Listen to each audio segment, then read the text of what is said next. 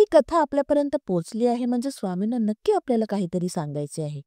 स्वामींनी या कथेत आपल्याला कोणती शिकवण दिली? तुम्हाला या कथेतून काय शिकायला भेटले? आम्हाला कमेंट्समध्ये नक्की सांगा. कथा आवडली तर चॅनलला सबस्क्राईब करायला विसरू नका. चला तर मग स्वामींचे नाव घेऊन कथेला सुरुवात करूया. श्री स्वामी समर्थ. लबाडीचा परिणाम. गणपत आणि वंदना नावाचे एक जोडपं होतं. त्यांचा उदरनिर्वाह म्हशीच्या दुधाच्या विक्रीपासून होत होता. त्यांच्याकडे 3 म्हशी होत्या, सोना, चांदी आणि रुपा.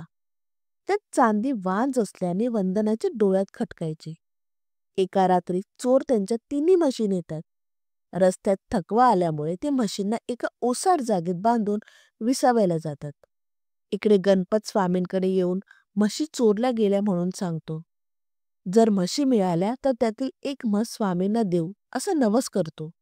स्वामी त्याला जमिनीत म्हशी कुठे आहेत ते दाखवतात.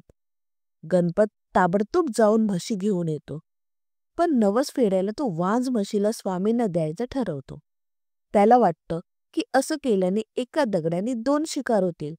दुभत्या म्हशी आपल्याचकडे राहतील आणि बायकोच्या डोळ्यात खटकणारी म्हस दिल्याने नवस पण फेडला जाईल.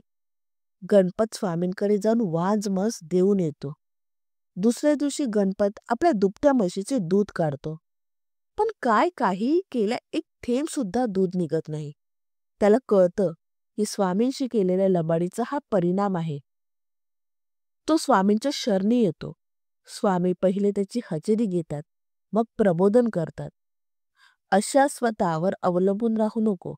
शाश्वत केवळ एक हरिनाम आहे, दत्तनाम आहे.